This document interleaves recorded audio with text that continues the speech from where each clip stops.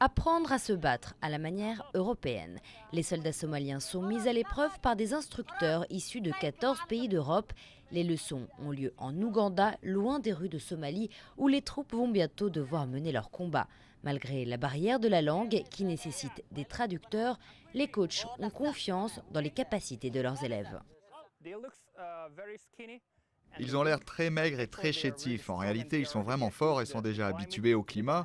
Ils n'ont donc pas de problème avec le fait de ne pas boire d'eau durant une journée entière ou avec la chaleur. Ils sont très résistants et se débrouillent très bien. Le programme est ambitieux. Il est financé à hauteur de 5 millions d'euros par l'Union européenne. 150 instructeurs doivent former 2000 nouvelles recrues somaliennes pour créer une armée professionnelle au service du gouvernement de transition somalien. L'armée ougandaise aide aussi à former les soldats en les préparant à lutter contre les milices islamistes qui contrôlent la majeure partie de la Somalie. Cette année, des centaines de civils ont été tués dans les échanges de tirs entre les forces gouvernementales et les rebelles. Tous les jours, des enfants, des femmes, des grands-mères et des grands-pères meurent dans les rues de Mogadiscio. C'est pour ça que je suis là, je suis volontaire.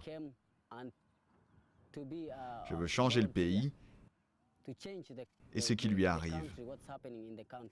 Pour les instructeurs, l'important est que les soldats restent du côté du gouvernement de transition une fois qu'ils rentrent chez eux.